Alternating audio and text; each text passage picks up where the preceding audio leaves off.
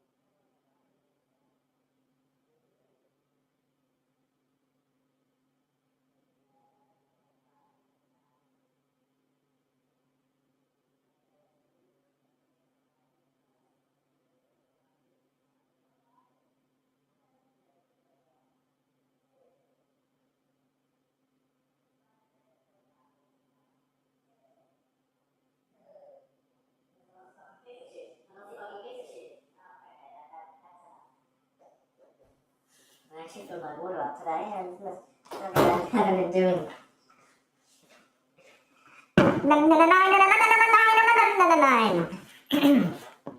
Okay, let's see. Let's see. What did we do? Did we last watch last night? Did we last watch? I can't remember. Me either.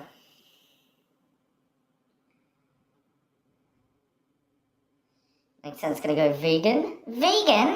What? That's not. No. That's not your decision to make, Teddy. If I want to go vegan, that's my decision, not yours. Well, I wasn't deciding for you. Ah, never mind then. Teddy sets his booty on fire. My booty. I set my booty on fire.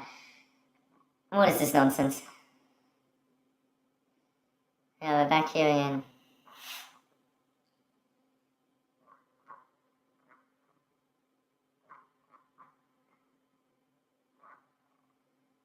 Yeah.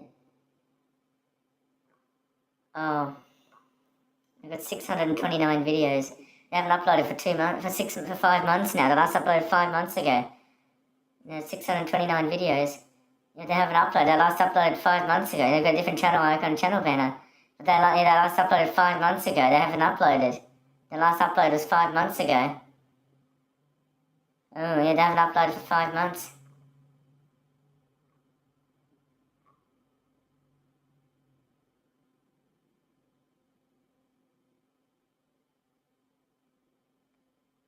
Five votes to 7 deaths that prove money can kill. Let's start with that one. Wealth promises freedom, but sometimes it delivers something far darker. Behind every wealth promises freedom. Wealth promises freedom, but sometimes it delivers something far darker. Behind every headline lies a web of secrets and choices that turn prosperity into peril. There's people called that reveal how greed, betrayal, and sudden fortune. Obviously, that's how you get someone who can plan to kill. You pay them. Duh. Can cost the ultimate price, their life. But why would someone want to do that? Look, there's many. In 2018, central China became the backdrop for a heartbreaking sequence of events that would shake a nation. The seemingly devoted husband and father made a desperate decision to escape crushing death, but his silence about that plan would ultimately cost him everything. Within weeks, what began as an attempt to secure a better future ended in irreversible tragedy. He Yong, 34, lived in Laodi City, Hunan Province, with his wife Dai Lanlin and their 2 young children, a 4-year-old son and a 3-year-old daughter.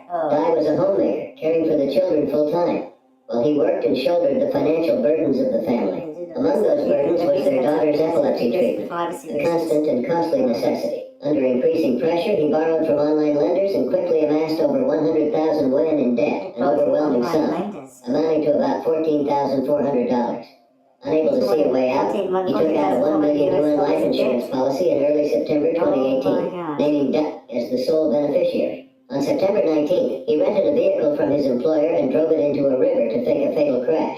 His intention was to stage his own death and allow his family to claim the insurance pay. He then fled to Guizhou province, vanishing without a word to anyone. Crucially, Duck had no idea it was a plan. She believed he had truly died. Police recovered the submerged car, but not the body, and informed the family he was presumed dead.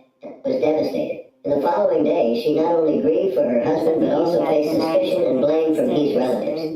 She was accused of causing his death, criticized for being unemployed, and rumored to be mentally unstable. As the pressure mounted, she wrote a farewell message on WeChat on October 10th, expressing her continued love for her husband and deep sorrow. She explained she didn't want to leave their children behind to suffer, fearing they would face the same bullying and loneliness she had endured. That day, surveillance footage showed her walking hand in hand with her 2 children toward a nearby pond. All 3 were later found drowned. The next day, police discovered their bodies. Upon learning of their deaths, he surrendered to authorities on October 12th. In a video posted online shortly before his arrest, he wept uncontrollably, saying he had never imagined his wife would make such a choice.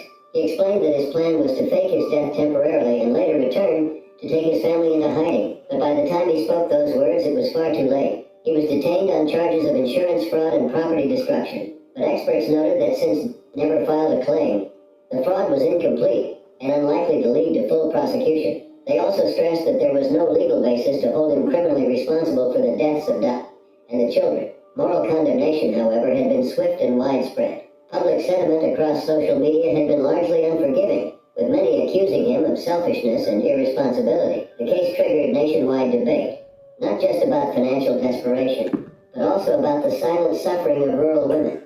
Final messages spoke volumes about the weight of stigma and blame placed on women without income or social power. Editorials in major Chinese outlets framed her death not as a romantic sacrifice, but as a cry against social isolation and systemic inequality. Her story resonated especially in rural communities, where the number of women taking their own lives remains unusually high due to a combination of economic hardship, lack of mental health support, and rigid gender roles. This family pointed to He's relatives as having exacerbated the situation. They retained the right to pursue legal action. This was not just a case of fraud gone wrong.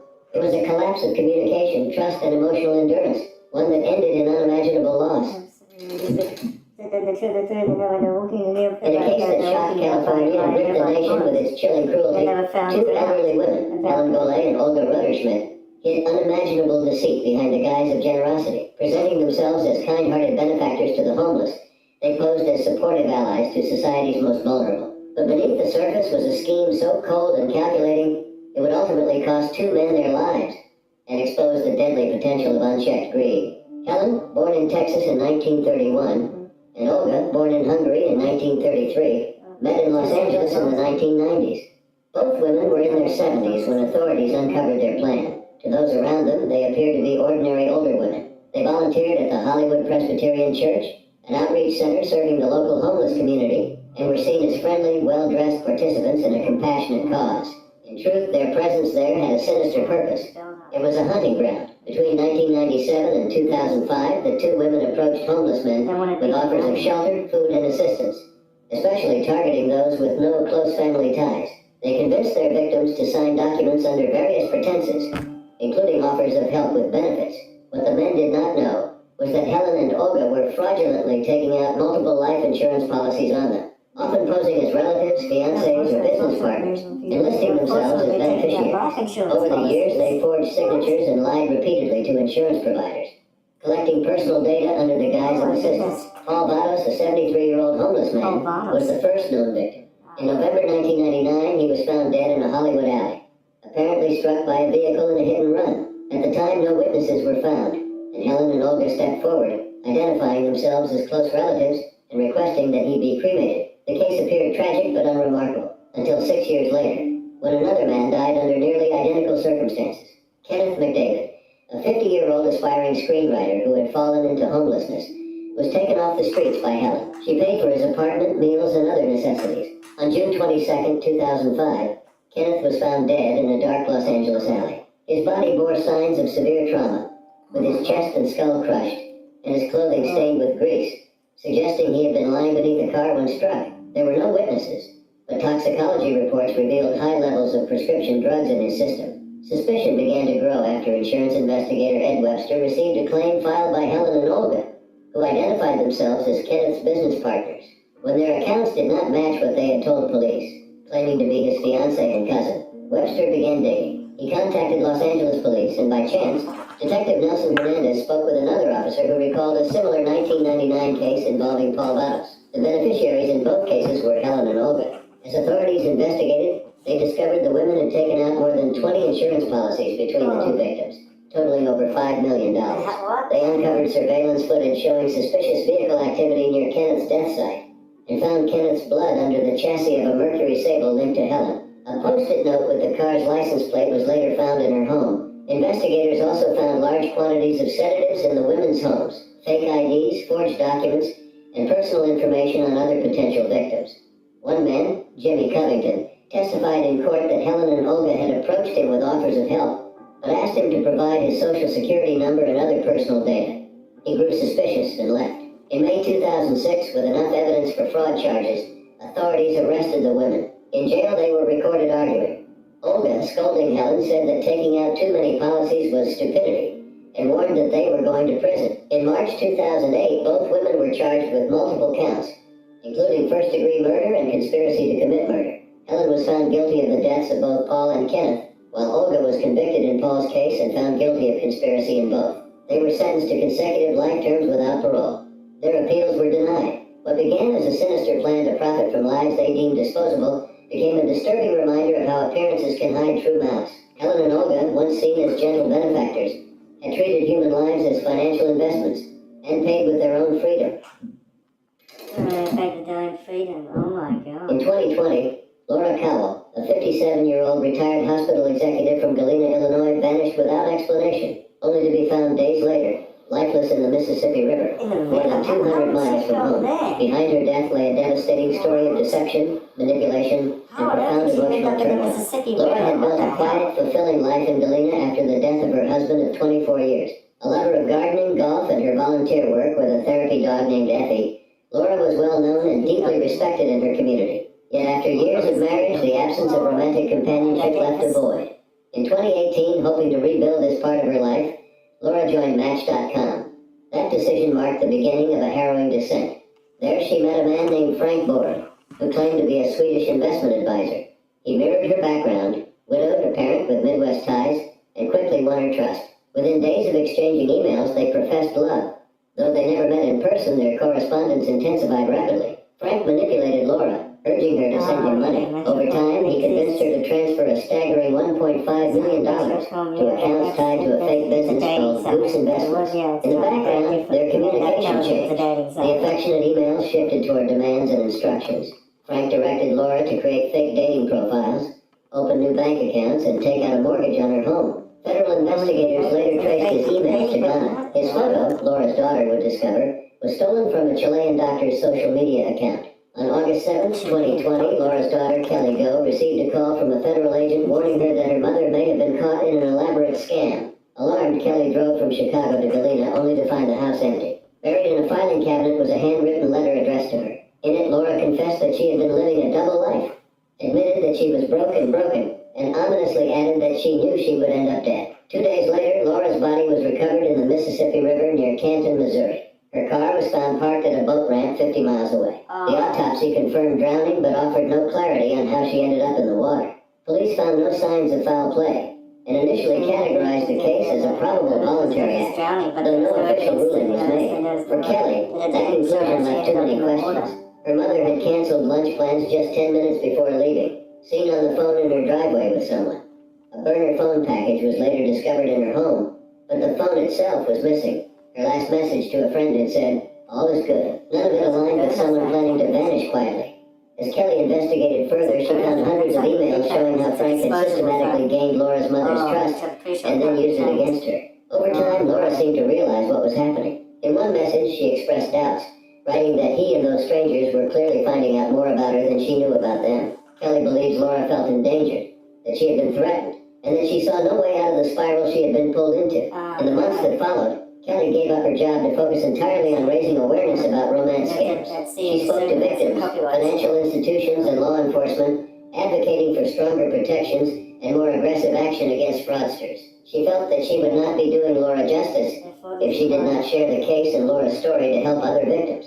Though investigators were never able to determine the true identity of Frank, Laura's death became a painful symbol of how powerful and destructive online deception can be. Just give a random person your social security number.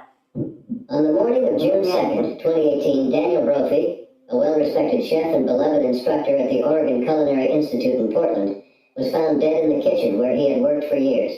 The 63-year-old had been shot twice while preparing for class, and the discovery by his own students triggered a homicide investigation that would unravel an unsettling and deeply tragic story. At the center of this case was someone few suspected at first: his own wife, Nancy Crampton Brophy. Daniel Brophy was known not only for his culinary expertise, but also for his kindness and dedication to teaching. He lived with his wife, Nancy, in a quiet Portland neighborhood where he raised chickens, maintained a vegetable garden, and often cooked elaborate meals at home. The couple had been married for nearly 3 decades. Nancy, a self-published author of romantic suspense novels, had long painted their marriage as a deep and loving partnership. She frequently described Daniel as a generous, stable presence in her life, her Mr. Right. But in the background, financial strain was mounting. Their retirement account had been depleted, and debts were piling up. Nancy and Daniel were both trying to bring in extra income, including selling Medicare insurance and preparing their home for sale. Despite these challenges, no one suspected that Daniel's life might be endangered, until it was too late. On the day of the crime, Daniel was at the Institute before students arrived, setting up ice and water buckets in the kitchen. He was shot twice, once in the back and once in the chest. There were no signs of forced entry or robbery. His wallet remained untouched, and nothing was stolen. The crime was brutal and deliberate, and there was little physical evidence pointing to a suspect. However, a trail of digital and circumstantial clues slowly began to emerge.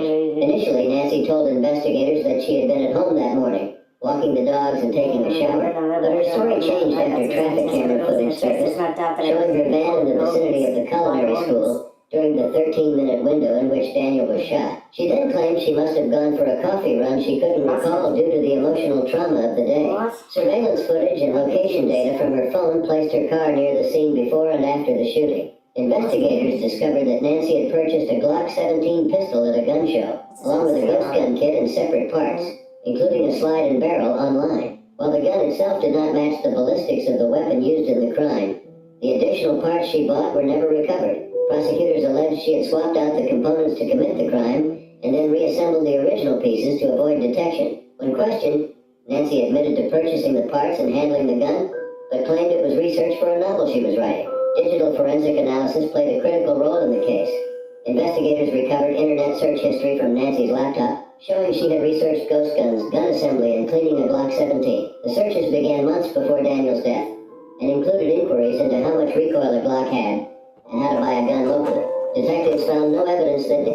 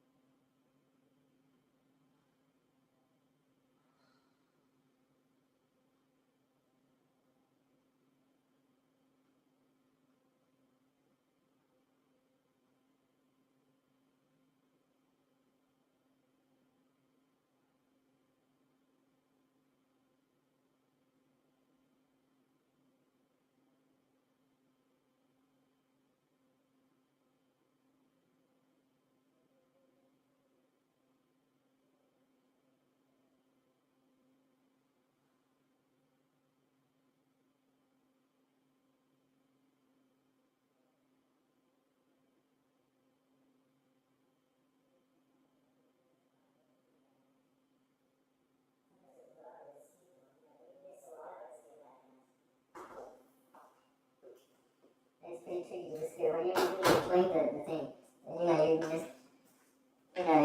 it's not just, because, libro, Daniel ever used the gun she claimed to have given him for mushroom hunting. Further complicating matters, Nancy was the sole beneficiary on several life insurance policies, totaling $1.4 million. Wow, that's 3 days after the murder, she contacted the lead detective and requested a letter stating she was not a suspect, so she could claim the insurance benefits. Investigators also found that she had spent over $1,000 monthly on policy premiums, despite the couple's financial difficulties. While the court did not permit the jury to consider her 2011 essay titled How to Murder Your Husband as evidence, the themes of the essay, discussing motives such as financial gain and avoiding jail, closely mirrored the prosecution's case. Nancy's novels, often centered on betrayal and dark secrets, now seemed ominously reflective of real events. After a lengthy trial, Nancy Crampton Brophy was convicted of second-degree murder on May 25, 2022. She was sentenced to life in prison with the possibility of parole after 25 years. The judge and jury found the weight of the circumstantial and digital evidence too compelling to ignore. The case shocked the Portland community and the broader public. Daniel Brophy, a man devoted to teaching in his quiet life, had died not at the hands of a stranger, but of someone he trusted most. Guns do safeties on them. Jeffrey Dampier once represented the dream so many imagined. An average man transformed overnight by unimaginable wealth. But what should have brought peace and prosperity became a path lined with deception, manipulation, and a fatal betrayal. Born and raised on Chicago's West Side, Jeffrey's life took a dramatic turn after his 1996 win of a $20 million Illinois lottery prize. An event that would ultimately cost him everything. Before his windfall, Jeffrey worked as a security guard, leading a modest, grounded life. The lottery win, while life-changing, also marked the beginning of unexpected complications. Shortly after claiming the prize, he and his wife divorced, splitting the money evenly. In the years that followed, Jeffrey moved to Florida and married Crystal Jackson. Seeking a fresh start, the couple opened Cassie's Gourmet Popcorn in Tampa Bay, where they hoped to build something lasting from the fortune. Jeffrey was widely seen as generous. He helped Crystal's family financially and emotionally, even moving her sisters, Victoria and Terry Jackson, down to Florida. He supported them as they got back on their feet, buying gifts, paying bills, and offering stability. But beneath the surface of his kindness, a secret grew that would prove deadly. Jeffrey was engaged in an affair with his sister-in-law, Victoria Jackson. By 2005, Victoria was also romantically involved with a man named Nathaniel Jackson. Nathaniel became aware of Jeffrey's wealth and of the affair. With both information and motive, he began orchestrating a plan, allegedly with Victoria's help, to extract money from Jeffrey, through intimidation if necessary. On July 26, 2005, Victoria contacted Jeffrey, claiming her car had broken down, asking him to come to Nathaniel's apartment. When Jeffrey arrived, he was angry. Nathaniel held him at gunpoint, forcing him into a van. His hands were bound with shoelaces as he was beaten with the butt of a shotgun. The demand was clear: hand over the money. As they drove, the situation escalated. Jeffrey refused to comply. According to reports, Nathaniel and Victoria switched places in the van so she could try to convince Jeffrey herself. Eventually, Nathaniel handed her the shotgun. He allegedly told her to carry out the act. With the gun in her hands and the situation spiraling beyond control, Victoria pulled the trigger, firing a single round into the back of Jeffrey's head. He died instantly. The two left Jeffrey's body in the van and abandoned it along a quiet road. It wasn't long before authorities discovered the scene. Investigators quickly traced the events back to Victoria and Nathaniel, who were arrested just days later. Both were charged and convicted in court. In 2006, Victoria was found guilty of first-degree homicide, armed kidnapping, and armed carjacking. She received 3 consecutive life sentences. Nathaniel Jackson faced similar charges in the same fate. During the trial, Victoria's defense attempted to shift the narrative, portraying her as a victim herself. Testimonies from her sister suggested the relationship between her and Jeffrey began when she was still a teenager. It was argued that Nathaniel had forced her, cornering her into the fatal act. Still, the court found her fully responsible, citing her role in luring Jeffrey to the scene. In the aftermath, Jeffrey's family struggled to reconcile his tragic end with the generous man they had known. His father later stated that he believed justice had been served. Meanwhile, his widow, Crystal, expressed a somber reflection on the role wealth had played in her husband's demise, saying that she believed it was a curse. What started as a dream come true turned into a nightmare of manipulation, violence, and loss. For Jeffrey Dampier, a man who tried to use his fortune to uplift those around him, the very generosity he displayed became a gateway to betrayal and a tragic end. If you have a gun without a license, you can be arrested for unlawful possession of a gun. Good. Yeah, because you can't possess a firearm, you know, a gun is a firearm. You can't possess that without a license. You have to have a license to own a gun. You have to have a gun's license or a gun permit. Oh. You can't own a gun without a permit, it's illegal.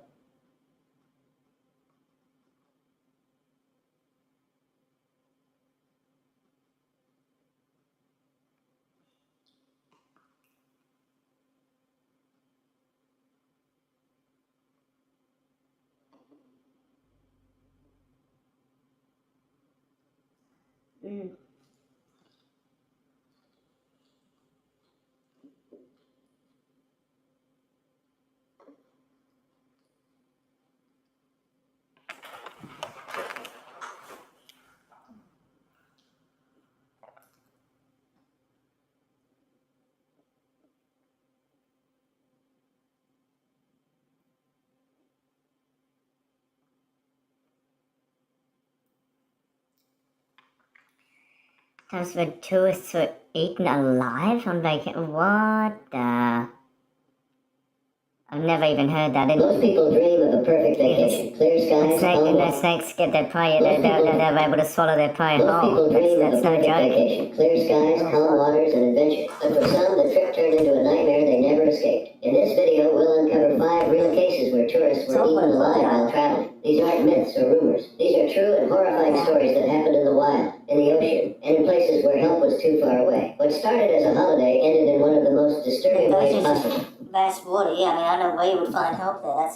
You would, the answer is you wouldn't, because you're just in the middle of nowhere, in the middle of the ocean. I mean, there's no help there. It was March 10th, 2025, along the peaceful coastline of Western Australia. Stephen Payne, a 37-year-old man from New Zealand, was 5 weeks into a 6-month road trip across the country. He was traveling with his longtime partner, Catherine Birch, and their dog, Poppy. That morning, they had arrived at Wharton Beach, a well-known surf spot about 93 kilometers east of Esperance.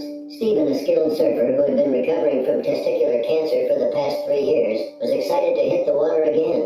Stephen first learned to surf while studying at the University of Otago in New Zealand and kept the hobby going after moving to Geelong in Victoria. He worked as a sales and marketing director in Melbourne and also volunteered as a firefighter. People who knew him described him as calm, dependable, and kind. He and Catherine had been together for 12 years and had adopted Poppy 7 years earlier. They were both nature lovers and often went swimming and surfing together. Just a week earlier, Stephen had surfed what he called the best wave of his life, with a dolphin swimming beside him. The weather that day was calm and sunny. Catherine sat on the sand reading a book while Poppy relaxed nearby. At around 10:15 a.m., Stephen headed into the water with 2 other surfers. He paddled out about 50 meters from shore into chest-deep water. For the next 90 minutes, everything appeared normal, and Catherine noticed something unusual. She walked closer to the water and saw a sun hat floating. It was Stephen's, one he always wore while surfing. That's when she realized something was very wrong. Stephen was being attacked in the water. Other surfers nearby noticed it too. One scrambled onto a nearby rock while another rushed back to shore. Stephen, however, didn't make it. Witnesses saw a large shark strike him with great force.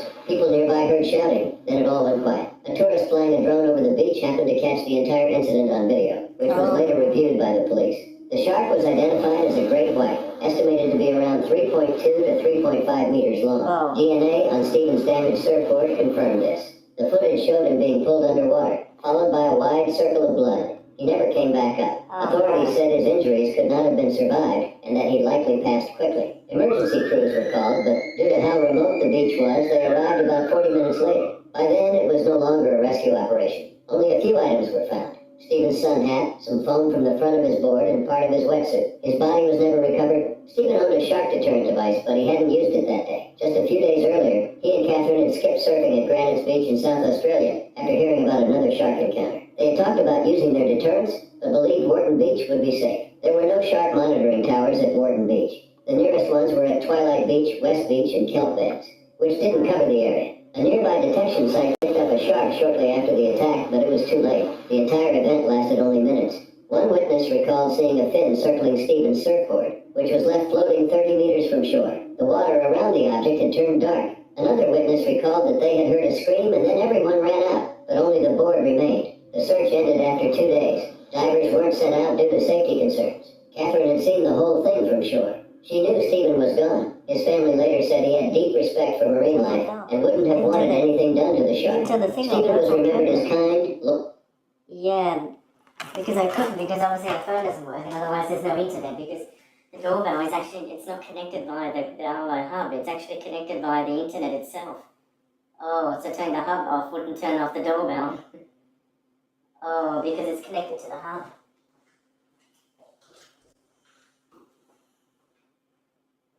Mum puts her husband's hands. Oh, you can walk there. Shit. I should have said, well, I didn't want to set up I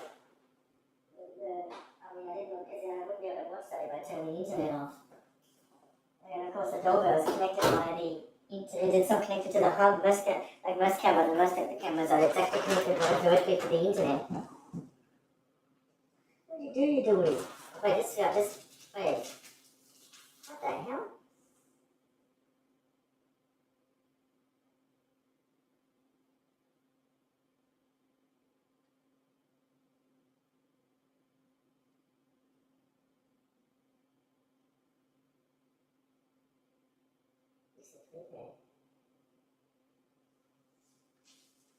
Usually they don't leave the receipt in there.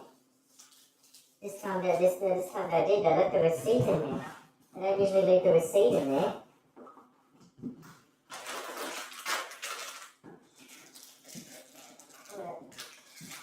Oh, yeah, you I thought something different there. I decided to do this because, well, you see, yeah, I think I'm thinking of this instead. Oh my god, well.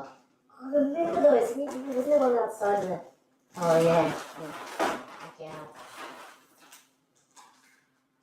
They're going to tell us, Okay,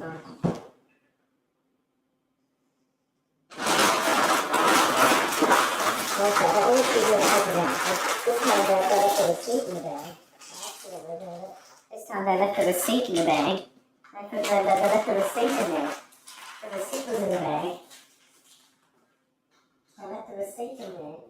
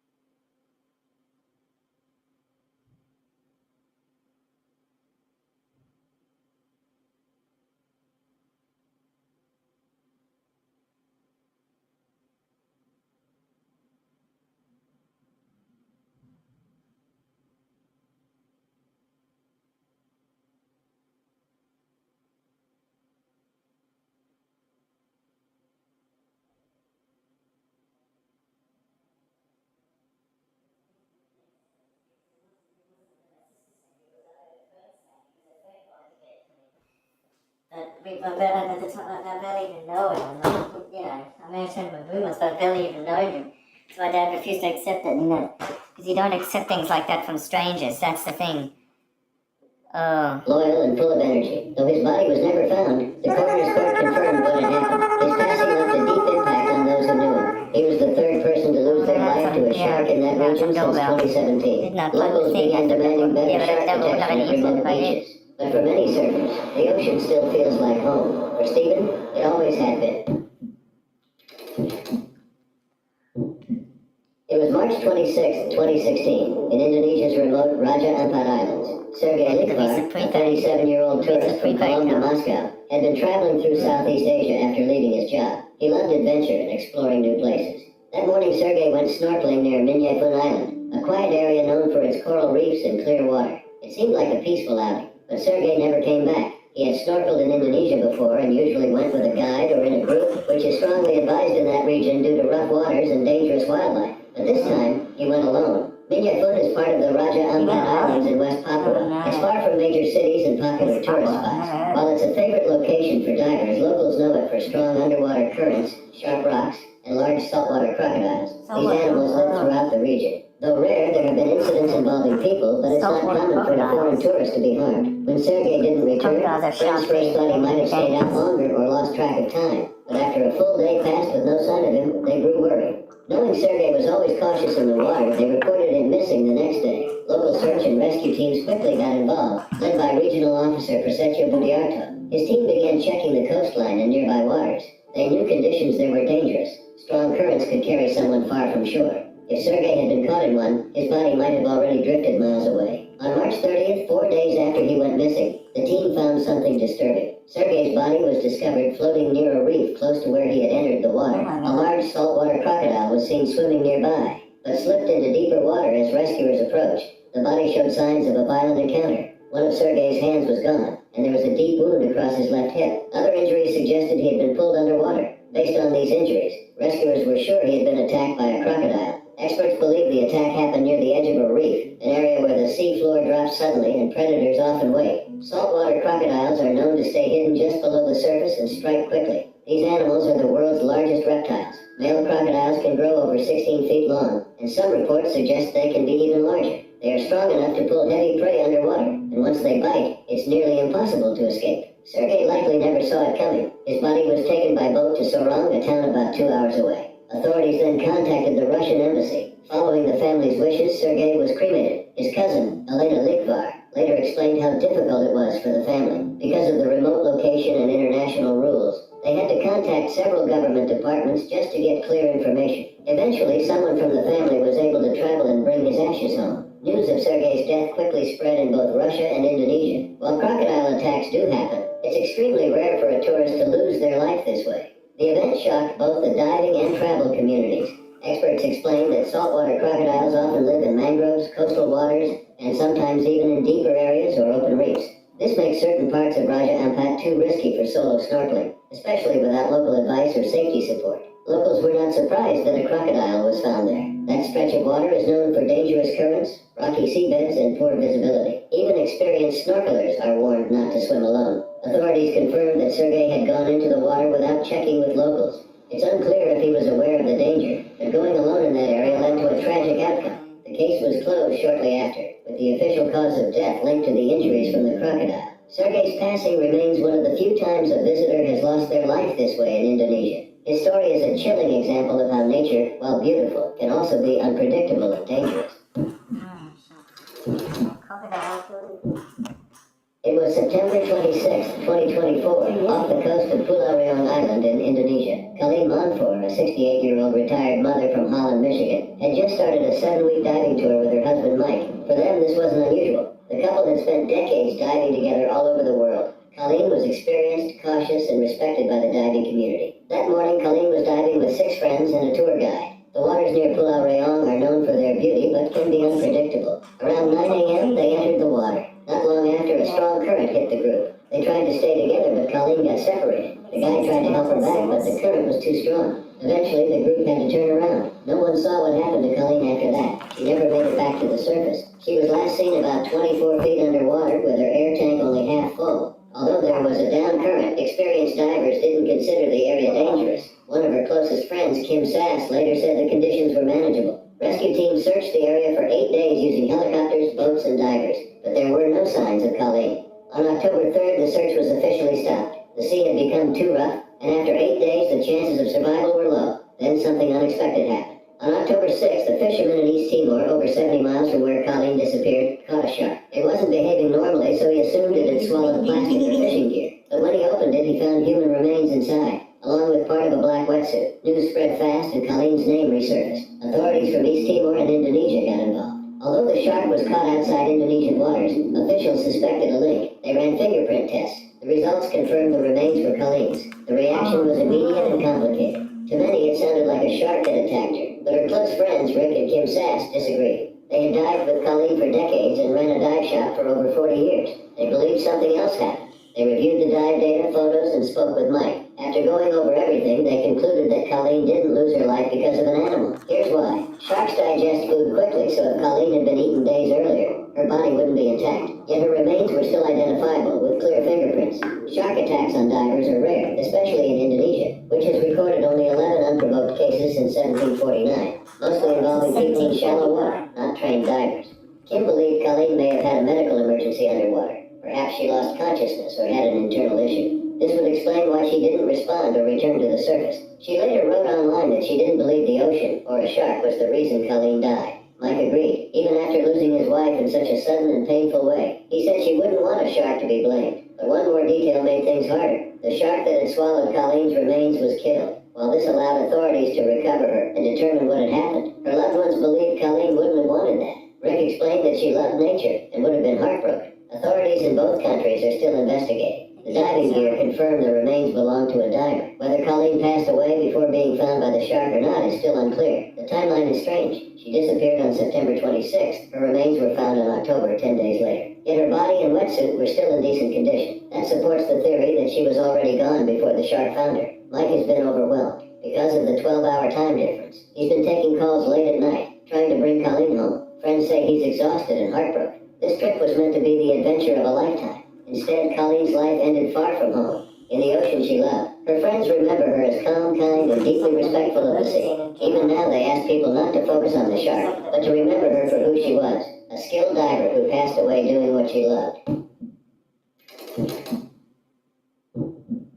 It was August 24th, 2015, in Hwanga National Park, Zimbabwe. Quinn Swales, a 40-year-old safari guide, was leading a walking tour early in the morning. He worked for Camp Hwanga, a lodge that offered close-up wildlife experiences on foot. This kind of tour was normal for Quinn. He had done it many times before. He knew the area well and was highly respected in the guiding community. Before this, he had worked as a pilot, but chose to return to the bush, where he felt most at home. That morning, Quinn was guiding tourists tracking fresh lion prints, a popular way to see African wildlife up close. Known for his calm and safety skills, he led them to a pride with 2 males, 2 females, and 2 cubs. One male in Shaha wore a tracking collar and was easily recognized for having only one testicle. He was often compared to Cecil, a lion killed just a month earlier in the same park. Cecil's death, after being lured from a protected area and shot, sparked global outrage and scrutiny of Zimbabwe's hunting practices. Quinn was aware of the controversy and had even posted about Cecil weeks before. That day, everything seemed normal. Quinn and the group moved carefully through the area, but then, without warning, Nshaha charged.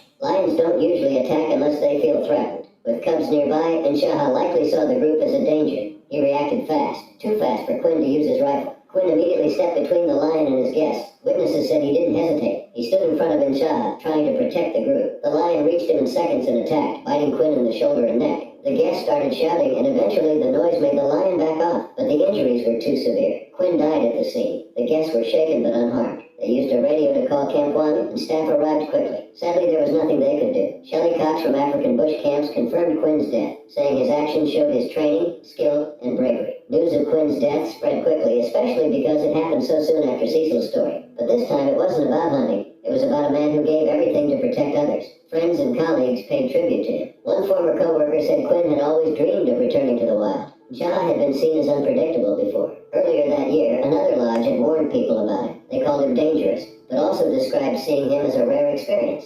Despite the risk, Quinn had done what he always did, followed the tracks and protected his group. Camp Wang later confirmed all the details and said he was fully trained and experienced. Zimbabwe Parks and Wildlife also confirmed that Nsaha was wearing a tracking collar, just like Cecil. Quinn's employer, David Carson, praised his actions and said Quinn faced the danger without fear. His death showed the real risks safari guides face daily. These guides are the ones who keep guests safe in wild, unpredictable environments. Quinn followed every rule. He wasn't harming the animals. He was protecting both them and the people who came to see them. His story isn't about a mistake. It's about someone who did everything right and still paid the highest price. Quinn Swales died doing what he loved, and in his final moments he made a choice that saved others. Oh no. It was July 2025 in Romania's Carpathian Mountains. Omar Faranzin, a 49-year-old motorcyclist from Samarate, Italy, had taken a solo trip through the Trans-Fagara-Sun Highway, known for its beautiful views and sharp curves. Omar had worked at Milan Malpensa Airport and was known for his love of nature and solo road trips. On this journey, he was hoping to see wildlife, especially bears. Omar often posted updates from his travels. His Facebook page had become a travel diary. On June 30th, just a day before his death, he shared photos and videos of himself riding through the mountain road and standing dangerously close to wild brown bears. In one picture, he pointed at a bear cub while smiling. In a video, he passed an adult bear and spoke in Italian, saying how beautiful it looked as it approached him. He didn't seem scared. In fact, he looked fascinated. The next morning, July 1st, Omar returned to the same area near Lake Vidrado in Arj County. This part of the road is surrounded by thick forest. At some point, he stopped his motorcycle, likely after spotting the same bear, this time with 3 cubs. Ignoring clear signs posted nearby warning tourists to stay away from wildlife, Omar allegedly tried to give food to the bear. Photos later found on his phone showed the bear coming toward him, with several close-up shots taken just seconds before the attack. Authorities believe Omar was still taking pictures, or trying to feed the animal when it charged. According to witnesses, the adult female bear ran at him suddenly. She was likely trying to protect her cubs. She attacked him on the roadside, then dragged him down a steep ravine about 260 feet deep toward the lake.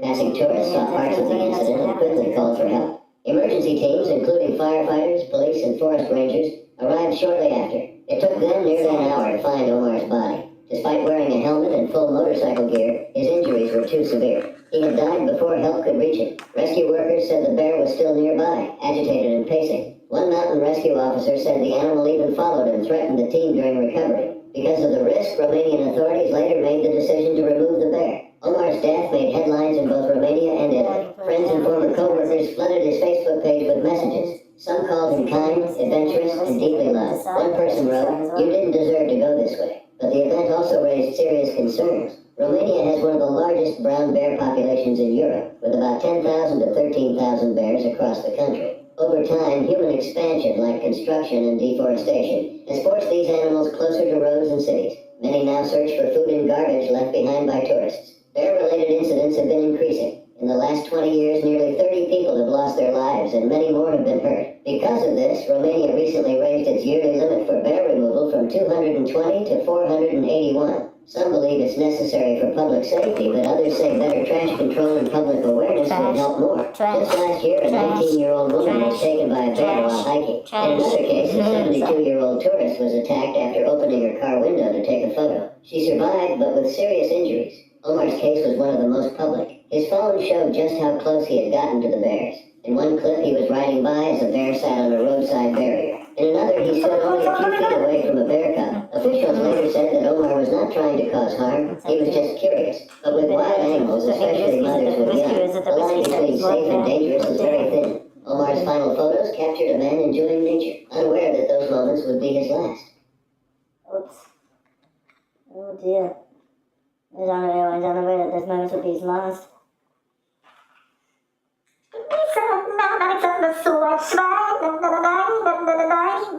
That's the thing, yeah, so that's why you don't want to go near bears, because especially if they got cubs nearby, because the mother always protects her children. Can't take it forever though, but at the beginning they do, and of course, yeah, it was walking up to him, but it was actually charging at him because it obviously felt threatened, and that's what animals do when they feel threatened. What animals like wild animals like that do when they feel threatened. He was clearly seeing that motorcyclist as a threat.